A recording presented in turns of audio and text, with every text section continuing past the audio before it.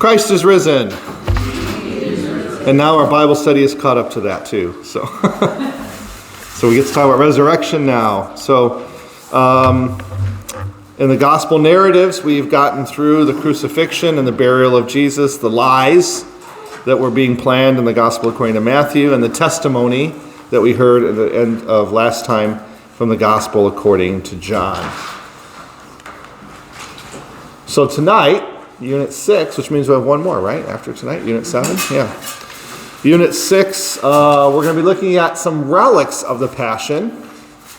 And then we're going to look at the empty tomb narratives from Sunday morning and the bribing of the guards from St. Matthew's, or the Gospel according to Matthew. So that's not the page I want. This is the page I want. So, relics of the Passion. So there are some things that are still around today, 2,000 years later, or at least maybe are 2,000 years later, that were things that we've heard were used in the crucifixion of Jesus. And I thought I might tell you a little bit about them. So just to give you a little reminder on history, I think it was the battle in the year 312 that the Emperor Constantine saw the vision in the sky at the Battle of the Milvian Bridge, that in this sign conquer, and the sign that he saw on the side was a cross. So this was a pagan emperor. He was not a Christian. He sees this image in the sky. He paints the cross on the shields of all of his warriors, and they win the battle. And he retains being emperor of the empire. So he declares a couple years later, I think it's Edict of Milan, 314, 315. Wow, I can't believe I still remember that all those years later.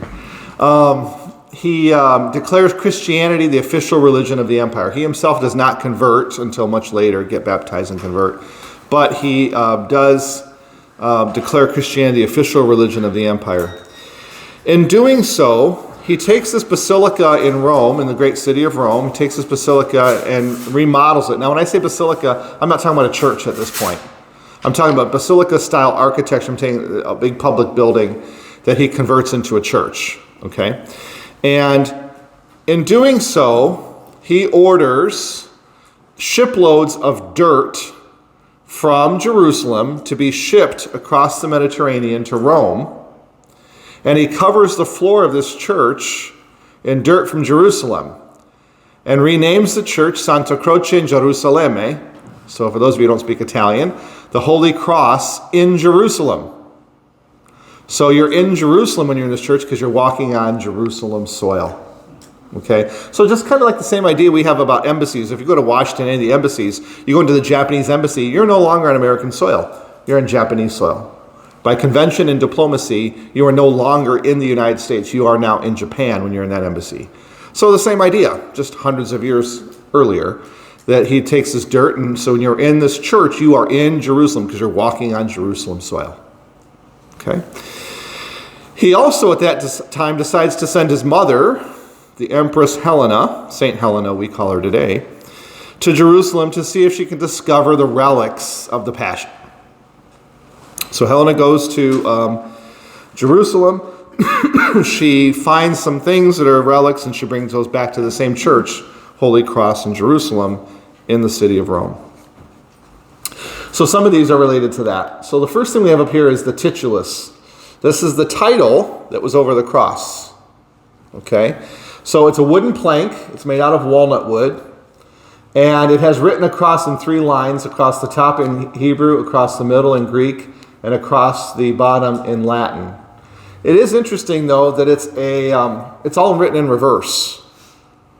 So the Greek and the Latin are written with the letters backwards and reading from right to left, and same with the Latin down here in the inscription. This is only a fragment of the actual titulus title. The part that's written in Latin on the bottom says, Jesus Nazarensis Rex. So if you remember, the inscription was, Jesus of Nazareth, King of the Jews. The only part that's on the titulus here is Jesus of Nazareth, King. The part that has Judeorum would have been out here further, and it's missing. We don't have that piece. So we have this. This is in that Church of Holy Cross in Rome. So it is written in the three languages. In 1997, some archaeologists and paleographers, I didn't even know there was such a word. So like paleologists, people who study the ancient stuff, these are paleographers, so they study ancient writing. Paleographers and archaeologists said it could be authentic, and some of the carbon dating also seems to say it could be authentic. So it could be actually the one that stood on the cross of Jesus. Okay. We also have, okay, so now, anybody here been to St. Peter's Basilica in Rome? Okay, so if you've been in the Vatican, the Basilica, there's this great big dome over the middle of the church, and then there's 4 big columns of supporting the weight of the dome. And on each one of the columns, there's a giant statue, probably 15, 20 feet tall. One of them is this statue right here of a woman holding a veil. Anybody want to guess who she's supposed to be? Veronica. Okay. Veronica, by the way, God bless you. Veronica is the Latin word that means ver icona, true icon. So isn't it convenient that the person who has a true image of Jesus is named True Image? You know, it could be, it is not in the scriptures, it could be, there's a long tradition. The tradition of Veronica only goes back to the 1100s. That's the first time we see in writing anything about some woman named Veronica. It's not in the scriptures. But in the Vatican is this item, which is in a frame, and this, they say, is the veil of Veronica. And you can kind of see here, even though it's faded after all this time, that there's like the face of a shape of a face here with maybe some hair coming down and a beard or something like that. So this is the cloth that's at the Vatican that they say was the cloth of the veil of Veronica that was used to wipe the face of Jesus. Remember your Stations of the Cross, 6th station, Veronica wipes the face of Jesus. So that's the veil of Veronica. It is kept at St. Peter's, as I said, and it's taken out once a year. And the balcony, remember those of you who've been at the Vatican, above the ground level, there's the dome up there. At the base of the dome, there's like a balcony area. And they take it on that balcony and they put it on display for a day, a year. And then it goes back in storage again. So that's the veil of Veronica.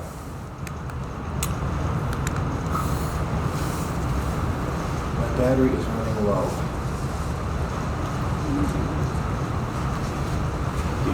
Can I ask you to do that for me while I'm talking? Yeah. The cable is in that battery, and there's an outlet right behind. Thank you, Alex. Okay, this is one of the other statues holding up in the next to the column holding up the dome at St. Peter's. This is the person I just talked about, St. Helena, holding the cross of Jesus. So this is what supposedly happens. Anybody here ever hear of the Golden Legend? Okay, the Golden Legend is a book that was written in around 1260, and it's stories of saints from the early days of the church. And so they put these legends on paper. One of the legends says, again, this is a legend, that the fruit that Adam and Eve ate from the tree of the knowledge of good and evil in the Garden of Eden, because fruit always has what inside of it? Seeds. That Seth, and remember who Seth is? The third son of Adam and Eve, right? Seth kept those seeds from the fruit, and when his father Adam died, he buried them in Adam's mouth when he buried Adam in the ground. And eventually they sprouted and became a tree. Okay? The legend says, this is legend, the legend says that tree, the wood from that tree was later on used, hundreds of years later, thousands of years later maybe, whatever, was used to create a bridge. And it just so happened that the Queen of Sheba, when she came to see Solomon in all his glory, crossed over on that bridge. That's, 900 BC? 900 years later, the wood from that bridge that came from that tree was used to fashion the cross of Jesus. I wasn't there. I don't know. But that's the legend, okay? Here's what we do know about the cross, though. So that was the cross of Jesus. So for 300 years, until Helena goes to the Holy Land, there are people who know where the crucifixion took place. Okay? So she goes to try and find the cross of Jesus. So she goes to the place where Calvary was, and they're excavating. But before they could excavate, there's a temple built on the spot to the goddess Venus. So Constantine orders the temple destroyed, and they excavate under the temple, and they find, lo and behold, 3 crosses. Okay? There was a woman in their company who was deathly ill. They touched the first cross to her, nothing happened. They touched the second cross to her, nothing happened. They touched the third cross to her, and she was healed at that moment. This is testified to by the people who are with Helena. So that they presume to be the cross of Jesus. It was found on that site, and it had miraculous healing power. So they took these crosses. Oh, by the way, the date of that? September 14th in the year 320. Anybody know what September 14th might be significant for on the church's calendar today? It's the Feast of the Triumph of the Cross, or the Exaltation of the Cross. So we celebrate every September 14th the Triumph of the Cross, and that's the day that Helena found the cross in Jerusalem. So it's taken to Constantinople.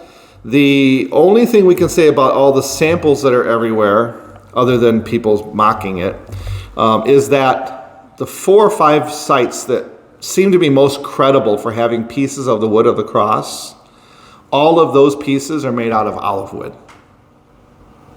So, could the cross of Jesus be made out of olive wood? Most definitely. The fact that all these pieces in different parts of the world that all claim to be the true cross are also made out of olive wood, I don't think is too coincidental. So here is the statue of Helena in the Vatican. This is a reliquary that's in Santa Croce in Jerusalem, the Holy Cross in Jerusalem. And up in here, and up in here, and down in here, and right here are 4 pieces about the size of a tongue depressor, maybe a little bit bigger than a tongue depressor, are pieces of the wood of the cross, the one that Helena brought back to Rome. Okay, just to give you a comparison, there's a piece of the wood of the cross at Holy Angels Cathedral. I was able to acquire one when I was rector there. And we had a cross for Good Friday created, and we put a relic of the true cross. It's about the size of a splinter you'd pull out of your finger. That's just a little tiny, tiny, tiny piece.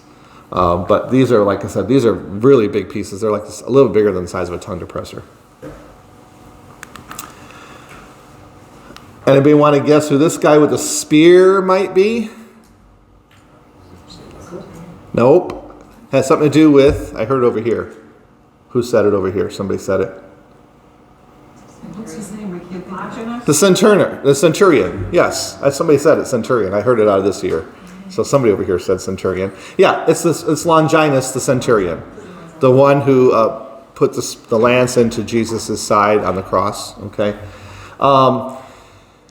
There's a whole lot of places that claim to have the spear or the lance of Longinus. But in Rome, in a reliquary near his statue, is something. This is a drawing of what's there. This is not a picture. You can't get a picture of it. But the interesting thing about what year did I write down the year? No, I didn't write down the year. But there was a pope, I think, in like the 18th or 19th century, who saw this, the actual lance, not the drawing, and saw the one that's claimed to be in Vienna. Because they claim to have the tip of it in Vienna. And he said the 2 pieces would definitely fit together. So that's in the Vatican too. Then the last one, the one you're probably all itching to hear about, is that one. The Shroud of Turin. So last week I used the word Seton when we were talking about Joseph of Arimathea and the cloth that he brought to bury Jesus. Seton is a Latin word that means a linen cloth used as a burial shroud. Okay? So this is usually referred to as the Sacra Seton, the holy linen cloth used for burying people. So what can we tell you about it? Well, it's in Turin. It's about 14 feet long, and it's about 4 feet wide. So you have to know how these burial cloths were used. So you have the body laying down, head end and foot end, right? A cloth goes underneath the body and then folds over the top of the body. That's how it's used. It's not wrapped like a mummy, okay? It's just a sheet that comes, it's one long 14-foot sheet that wraps underneath the body, goes over the head, and comes back around to the feet again, okay? So you can see here, it's hard to see, but there's a head here, and then there's arms here, and this is a torso, and then there's legs here.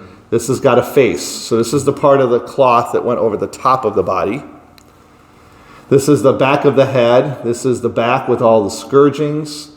This is the torso area, and then the legs area that went underneath the body.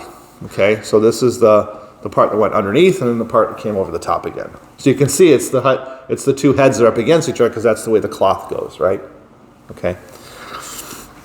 The style of the weaving pattern of the cloth. So if you know anything about weaving cloth, which most of us probably don't know much about, but the pattern of it is a herringbone pattern that was one of the patterns used for producing cloth in Jerusalem at the time. Okay? So it does have that kind of weave pattern to it. The fibers are also come from a plant that is also native in Palestine. Okay? So it's got a weaving pattern and a kind of cloth that would have been used at the time. So what can we say about the history of this? Here's what we know. St. Jude, also known as St. Thaddeus, one of the 12, goes to Edessa in Turkey during his lifetime. So now we're talking about first century Palestine, right? He goes to Turkey, to Edessa. I'm going to keep using that word, Edessa, where the cloth with an image on it that he has with him is touched to a king who has leprosy, and the king is healed. Okay? So this is first century. We know that it continues to be in this particular cloth. I'm not saying the Shroud of Turin. I'm saying this particular cloth is referenced to throughout other writings all the way up to 502 AD as being in Edessa. So for 500 years, this cloth that apparently affected a miracle is in Edessa. 569, there's a hymn from Syria, which is the country of Syria, which is close to Turkey, acclaiming the cloth is not made by human hands, referring to this cloth with the image of Jesus on it. So we're still being referenced in Edessa. 787 AD, so 200 years later, the Council of Nicaea, the bishops of the Council of Nicaea are told about this cloth that's in Edessa that has an image of Jesus on it and had effected a miracle hundreds of years earlier. So the bishops of the church are told about this at the Council of Nicaea. 150 years later, the emperor, the Holy Roman Emperor, negotiates with the Muslims who have taken over Turkey and Syria and that whole area of the world to get possession of the Edessa cloth that has the likeness of Jesus on it. 1191.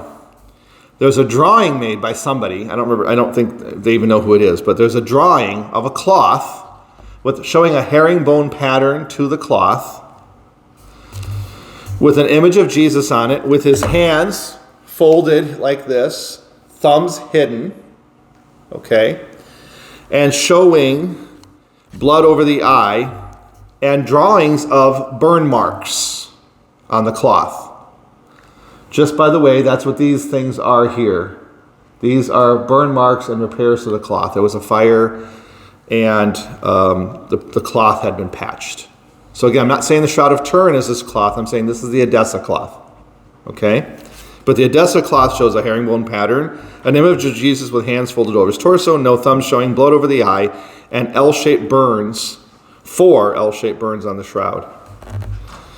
Finally, in modern times, 1898, some 20, 30 years after photography is invented, 40 years maybe after photography is invented, somebody's allowed to take a picture of this cloth. Oh, I'm sorry, I had a gap in time.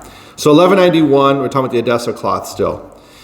In 1360, this cloth is first referred to, so 200 years later. Then in 1453 again, and then it's damaged in a fire in 1532, and it's been in Turin, Italy, since 1578. So this cloth has been in Turin since 1578. There's been no mention in writing of the Edessa cloth since 1191. But we're only talking about 170 years after it's last mentioned, this cloth is mentioned for the first time. Okay? It's photographed in 1898. And here's the amazing thing that happens in 1898. So this is what you would see if you looked at the cloth. Okay? Notice how the eyes are light, but the forehead is dark. The hair is light, but the face is dark. Okay? This is what you would see if you looked at the cloth. When they took a picture of it, and for those of us who remember using film for pictures, remember you used to get the little negatives, and you'd laugh as a kid at the negatives because people's faces were in reverse. What was dark on their face was light, and what was light on their face was dark. When they took a picture of the shroud, this is the negative. The negative is light where it's supposed to be light and dark where it's supposed to be dark. So in other words, the negative is a negative what it should be. Follow me? Because remember on a negative on a film slide, you would see like the dark eyes would be white. The dark hair would be light. The light skin would be dark, right? That's what you would expect to see in a photographic negative of the cloth. What you see in a photographic negative is a positive. So the bridge of the nose here is light. The eyes are dark, like they should be in a photograph, not in a negative. So the negative is backwards. And a cloth that's been identified as being possessed since 1360, 300 years before the invention of photography. And nobody knows until photography is invented that negatives are going to look like negatives. Okay? So 300 years earlier. So it's determined, because of that, this can't be a forgery. The technology did not exist in 1390, let alone first century Palestine and anything in between.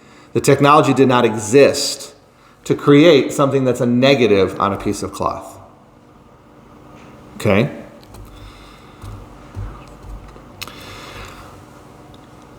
About 15 years ago, the Notre Dame Center, named for Our Lady, not the university, the Notre Dame Center in Jerusalem, where I stayed the 5 weeks I was in Jerusalem, run by the Legionaries of Christ, put together a big display presentation on the Shroud of Turin. Physiologists, scientists, artists were employed as a team to take the information gathered from the shroud and reconstruct what the person who's represented in the shroud would have looked like in a 3D image. Okay? So looking at the ratio of the size of the face, width and length to the rest of the body, where the arms are, did all of that. They studied the shroud from photographs in detail, and they reconstructed a 3D model of what the man in the shroud really looked like. And this is part of it. So this is on display in that center in Jerusalem. So obviously, some things you can point to here, a wound in the side, the hands coming across with scourge markings, the thumbs being hidden, blood dripping down the head, the same facial features that we saw in the cloth is in this 3D model in Jerusalem. What else can we say from this model and from the cloth? There's such a huge, there's a very impressive knowledge of physiology in whatever made that cloth, the Shroud of Turin. Because physiologically, it's exactly what a dead body would act like and look like. For example, if you lay a dead body down and the arms are crossed over like this, and there's a wound here, so now you're looking at from the side, there's a wound here, and the body is bleeding. Where is the blood going to go? Is it just going to stay there? Is it going to go up into the air? Is it going to come towards the midline? No, it's going to roll off the side. It's exactly what you see on the shroud. So the scourge marks, the crowning of thorns, the blood is going where the blood is supposed to go when it's naturally falling. Now, if you know anything about medieval art, so remember, when is this Shroud of Turin, when is it first discovered? 14th century. If you know anything about art, in 14th century art, Renaissance hadn't happened yet. Nobody is being so exact with the art to make, things anatomically correct. You know what they're still doing in 14th century Byzantine art?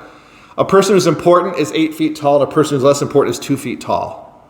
Does that sound like somebody who's worried about physically correct, anatomically correct art? No.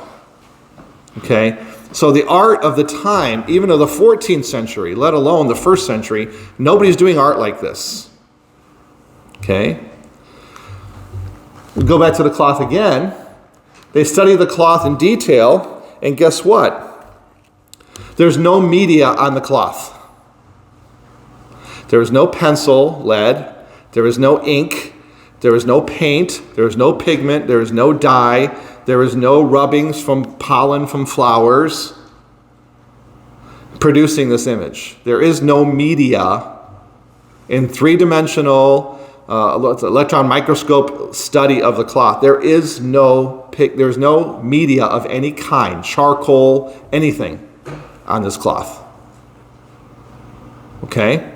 So there's nothing on it. It's forensically accurate. It lines up exactly with what, again, a human body would look like. 1978, fast forward a little bit. They're allowed to, the Vatican allows for a portion of the cloth to be studied. Again, they discover there's no pigment, there's no dye, there's no stain. One of the things they discover is both sides of the cloth are a 3D image. Nobody's producing art in the 14th century that's three-dimensional. Go back to this again here. You can see how it's three-dimensional. See how as you go away from the top here where we're getting the most light, it's dark. There's shadow, exactly where shadow's supposed to be in a three-dimensional image. So again, nobody's doing that kind of art, but this is three-dimensional, so that's a surprise. They also find flower pollen just randomly on the cloth of plants that existed in Palestine in the 1st century. Okay, so you're also seeing that on the cloth. 1988, this was the controversial one.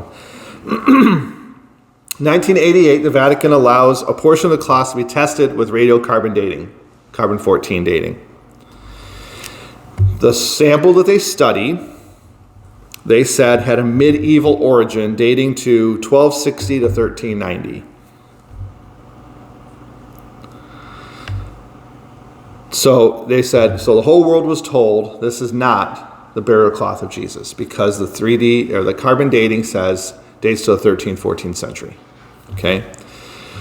Scientists are not satisfied with that. People continue to study it. In 2005, there was a study of a different portion of the cloth, and it was found that that dating of that cloth goes back to the 1st century.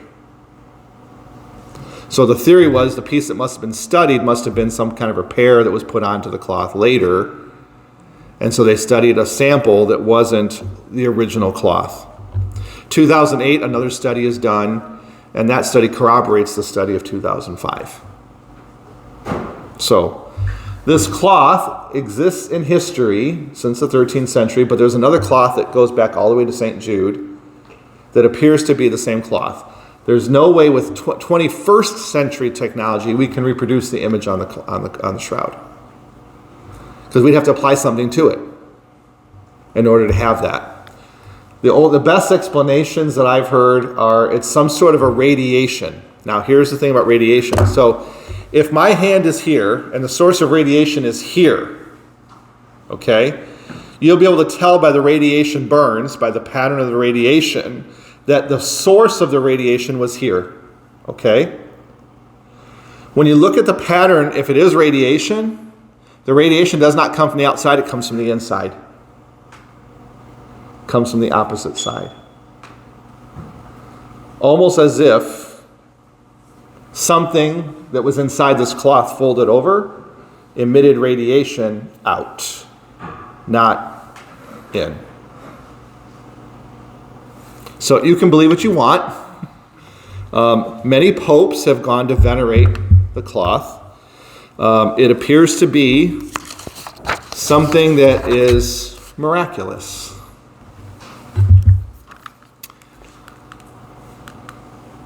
If you do get a chance to go to Jerusalem, it's a pretty neat exhibit to see this. And you can see like the gouges in the skin. That's from, remember we talked about the scourging at the pillar? And you got these hook-like things that dug into the skin. If you want to see a video representation, that's one thing that the Gospel according to Mel, the Passion of the Christ, they do a pretty good job of making that look like what it probably was like, that scourging scene. Okay, so moving on to today's text. Christ has been crucified, buried, lied about, and testified to. Sunday morning, Mark and Matthew, they're not trying to prove the resurrection in the passage you read for today. What they are saying is something that's necessary to the proof of the resurrection. The tomb's empty. You can't proclaim Jesus risen from the dead if the body's still in the tomb. Right? Okay. So it's not proof in itself, but it's necessary. Mary Magdalene and the other Mary that we heard about in the Passion narrative, the mother of James and Joseph, are the ones that go to the tomb. Very early on the morning of the first day of the week. What's the first day of the week? Sunday. Mark says they came to anoint the body because in Mark's narrative, they have not anointed the body yet. Matthew says they just come to see, presumably to mourn. Okay, but he doesn't mention the anointing because it seems like it's already been done in Matthew's gospel. Mark, the ladies on the way, question about who's going to move the stone. You might have thought that they would have thought about that before they left home, but okay.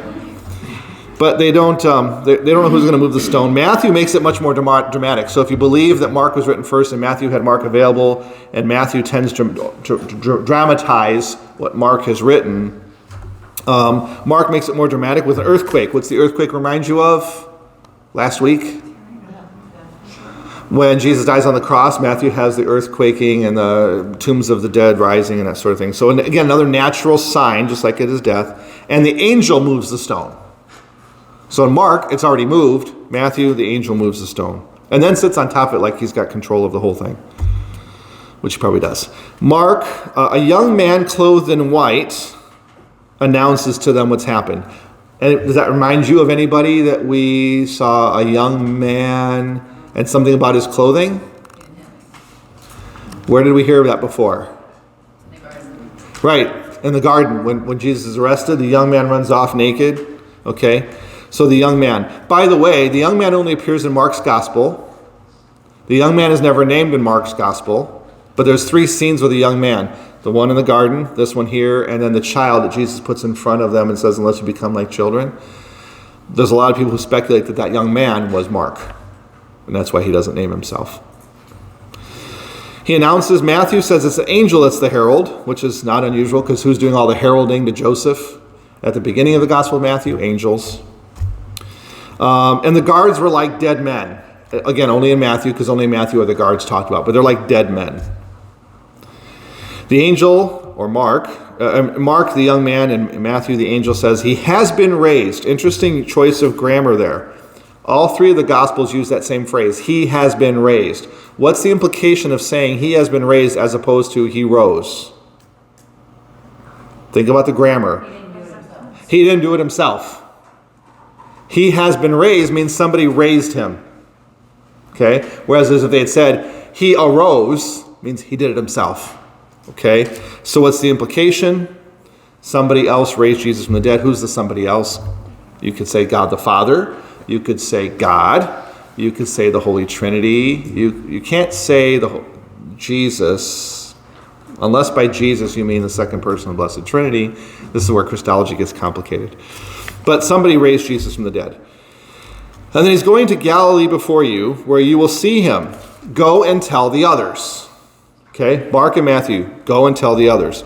Mark, they're fearful and bewildered, and they don't tell anybody anything. So they don't listen. Matthew, they're fearful but overjoyed. Notice the difference in the language there. Remember, Mark does not worry about how the apostles look. Matthew cleans it up and wants the apostles to look good. Why? Because they're the leaders of the church, and he wants his community to trust the leaders of the church. So they're fearful but overjoyed. Mark's apostles are not overjoyed, or witnesses at the tomb are not overjoyed. Okay, they're fearful and bewildered, whereas Matthew, they're fearful and overjoyed. In Matthew, Jesus appears to them, greets them, receives their homage, and says, don't be afraid, but go and tell where they will see me. So in Matthew, they go. So Jesus says, go and tell. They go. The scripture doesn't say they tell, but they go. Mark says, go and tell, and the scripture doesn't tell us they did either one. Maybe they were too afraid and bewildered.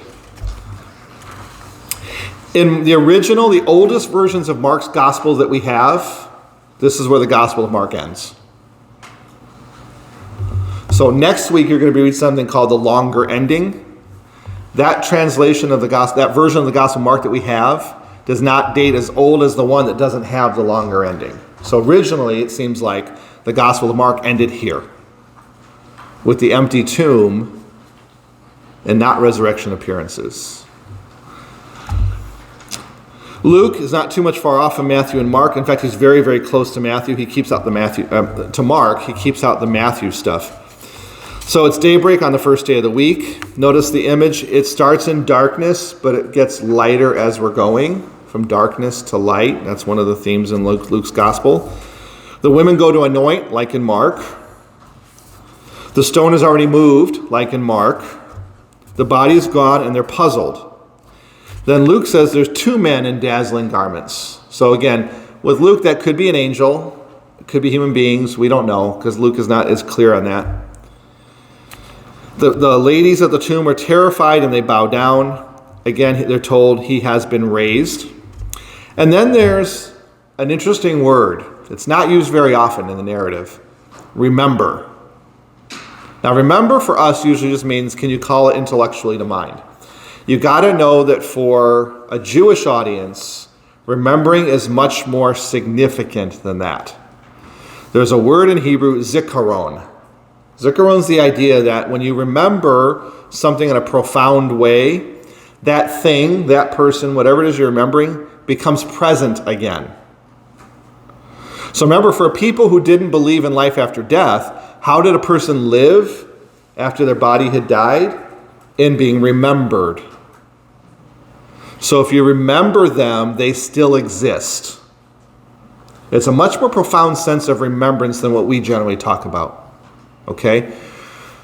We see that, though, translated into our theology every single Mass we go to. I'm going off on a little tangent here.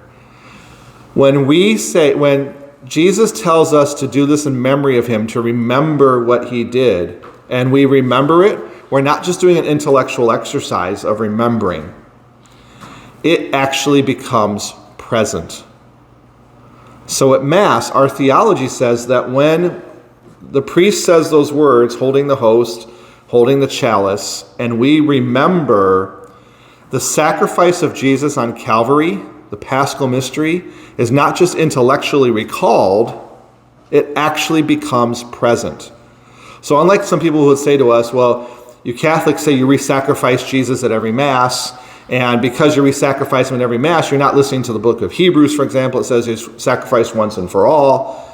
We don't say we're re-sacrificing him in every Mass. We don't do that. We're not re-sacrificing Jesus at every Mass. We are remembering the sacrifice of Jesus at every Mass, and in remembering it, that event becomes present. That's why we can say there's one Mass.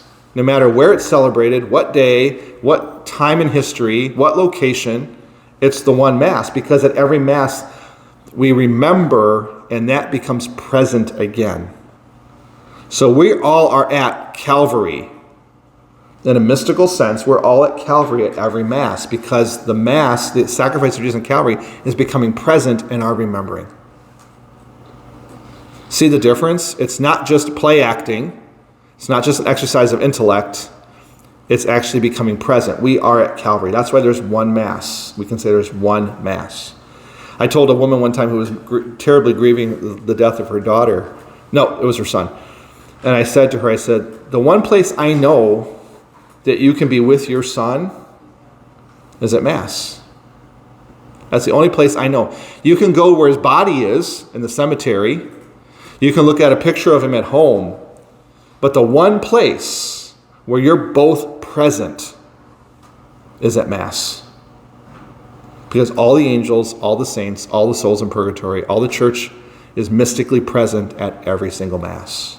Because of Zikaron, because of this idea of making it present in the profound memory. So I had to go off on a little tangent there, but I really want people to hear that because I think it's an important thing.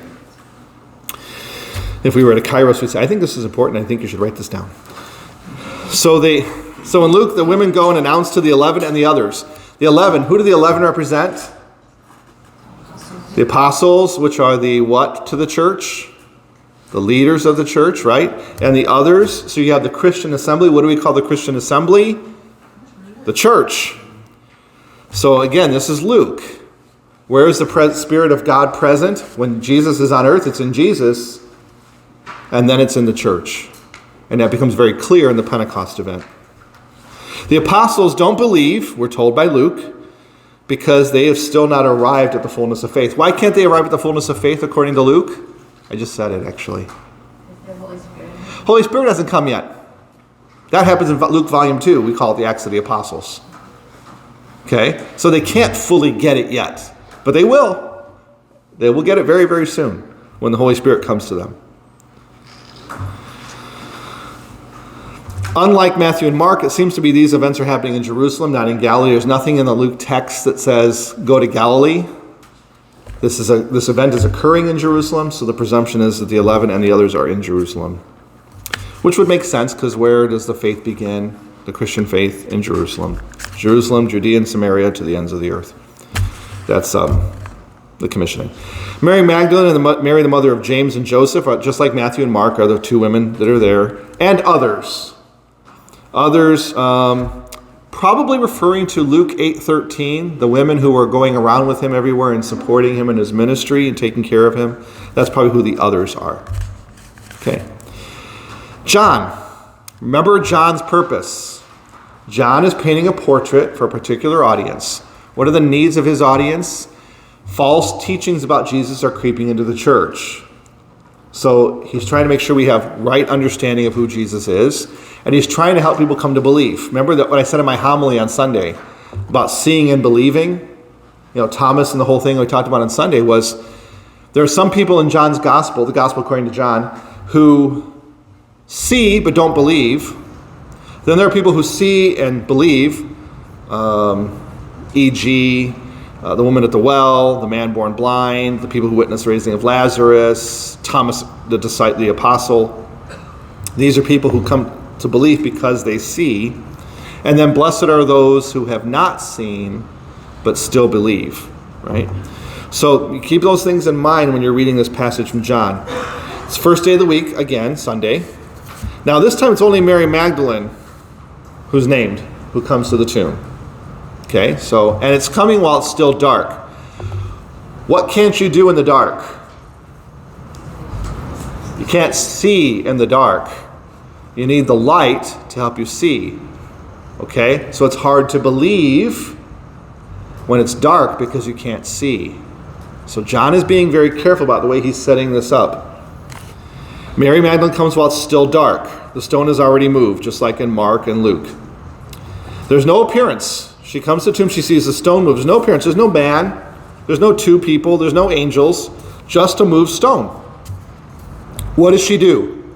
She runs to Peter and to the beloved disciple. Contrary to some goofy authors, especially people who make movies off their books, the beloved disciple, Mary Magdalene cannot be the beloved disciple, and the text tells you right there. How can Mary Magdalene be the beloved disciple and run off and tell the beloved disciple? Unless she's somehow got some kind of personality disorder. Okay? Mary Magdalene is not the beloved disciple. The text tells you so right there. Okay? But she runs to tell Peter and the beloved disciple. They've taken him, and we don't know where. They've taken him. Who's the they? Presumably the Jewish authorities. We don't know where. I thought Mary Magdalene was alone. So is she using the royal we? Probably not. Maybe there were other people with her, like Mary, the mother of James and Joseph, like the other three Gospels. But the author didn't think it was important to mention that. But the original Greek does say, we don't know where. Not I don't know where. Peter and John, they get up and they run to the tomb. John runs faster and arrives first but doesn't enter. Remember, the stone is already rolled back. Peter arrives second and goes right in. Was John afraid? The beloved disciple, was he afraid to go in? The way I learned it, and this makes a lot of sense to me, throughout the text, who's the leader of the 12? Peter. So perhaps John, knowing that, even at the Last Supper, John takes direction from Peter. When Jesus is telling him who's going to betray him, Peter's kind of like, find out who. And John's like, okay. So maybe John defers to the leader of the apostles, lets him go in first. Would he have been unclean if he went in there? Like, would he have They all would have been. They all would have been. Yes, very much so. She asked, Carrie asked if they would have been unclean to go in. Yes, they all would have been unclean going into the tomb. Hesitated maybe though, and Peter would not have hesitated. No, because they would have both been just as concerned about being unclean, ritually unclean. I like how they say but he did pee. Yes, yes. And then John is first. It says, John then saw and believed. He saw and believed. There's that Johannine theme again. He saw and believed. But neither one understood. They saw, they believed, but they didn't understand. Isn't that okay sometimes?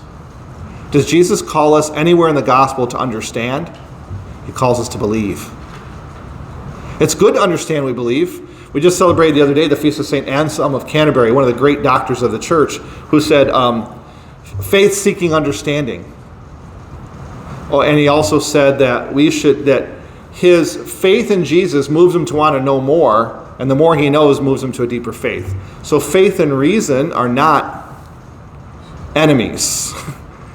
They help each other. You can't love somebody you don't know. But the objective isn't just to know him, the objective is to love him. And the more you know him, to know.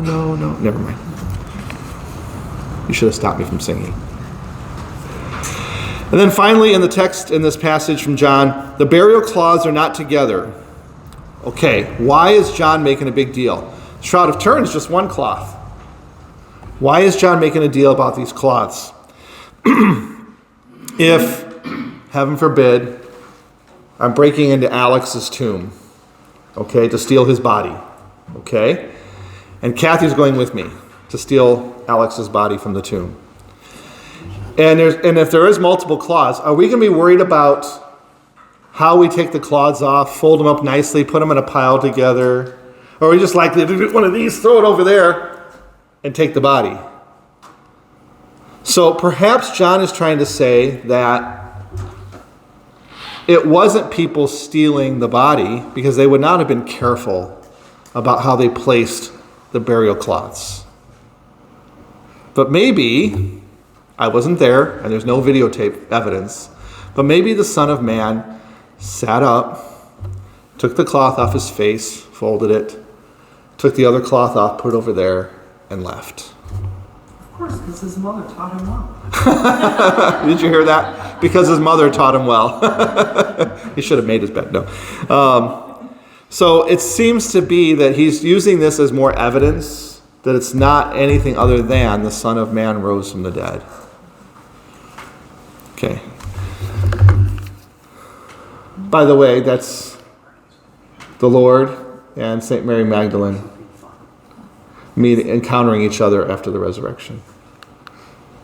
And this is the tomb in Jerusalem again, in the Church of the Holy Sepulchre. This is a building, it's called the Edicule, inside the big building. And then this is the doorway you have to kind of duck to get in. Then right here in the middle, there's like a holy water stoop. And then you go around the holy water stoop, and then there's another door you have to duck in. And then you go inside, and there's the slab that says, this is where Jesus was buried and rose from the dead. Okay, so nobody's making the claim that this building was there in the first century when Jesus was buried. But they're saying that this is over the place where Jesus rose from the dead. Okay. Bribing of the guards, though, again, only in Matthew. It's following up from Matthew 27, 62 to 66, which we read last time. Remember what's going on at this point for Matthew's community. So remember, there's 3 levels of reading this. What's going on in the actual text? What's in the mind of the author as he's relating this to a community some 60, 70, 80 years later, or 30 to 65 years later. And then what are we supposed to get from it today? Remember, there's those different. So when you put yourself in the mind of the guy writing somewhere between 65 and 100, probably around 85, 90, put yourself in the mind of that guy. What is his community struggling with? Peter and Paul and most of the apostles have already been martyred, okay, in the persecutions of Nero. This is probably 20 years after that. So the Romans have been openly persecuting Christians. The Jews consider Christians to be heretics, because how dare you call this man, this guy Jesus, God? There's only one God. So the Jews have persecuted the Christians now for decades. The Romans are persecuting now for at least a couple of decades. And so Matthew's writing. People are saying false things about Jesus. He wasn't the Son of God. He didn't get crucified. He didn't rise from the dead. Or maybe he was crucified, but he stayed dead and he was destroyed. And so Matthew is trying to deal with all these lies that are being spread about Jesus and who Jesus is and what Jesus did.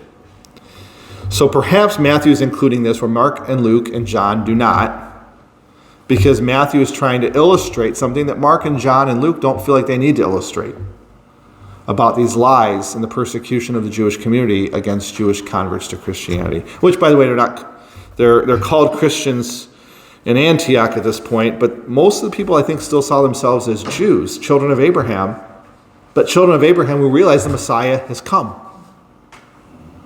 We would call them today Messianic Jews. So he's dealing with accusations. Only some of the guards, notice some of the guards go to report what happened. So why didn't all of them? Were some of them afraid that they would be in trouble? Were some of them starting to believe maybe that Jesus is who he said he was? It doesn't say, but it just says that some of them go. And then this is what they tell him. You are to say, tell a lie. Okay? And we're going to lie too. We're going to create an alibi that's not true so that you don't get in trouble. So we're telling you to lie and we're going to lie. Okay? Chapter 27, verse 64. When they come asking for the guards, what do they say? We don't want his followers to lie and say that he's been risen. So we don't want the followers of Jesus to lie and say he's been risen, but we're going to sure lie and we're going to tell you to do the same thing. This is what's going on. So Matthew is explaining to us how people are trying to lie and not tell the truth about what happened to Jesus. That not only did he die, but he rose from the dead. So, turn you over to your tables for a discussion. There's 2 questions tonight that are personal reflection questions. I think it's 4 and 9, isn't it, Kathy? Oh, yes. 4 and 9. So those are for your own personal reflection, but you should try and get into the other questions. 7 as well. Oh, thank you. I did. You know what? The other group yesterday morning told me the same thing. I forgot to write it down. 4, 7, and 9. Thank you, Bob and Sharon. Is there copies of that on the table there? Tonight's questions? No. Yes. No. They're all You have tonight's questions and next week's? All the copies are Oh, okay. people on this- Yesterday morning they didn't do that, so okay. Yeah. Thank you.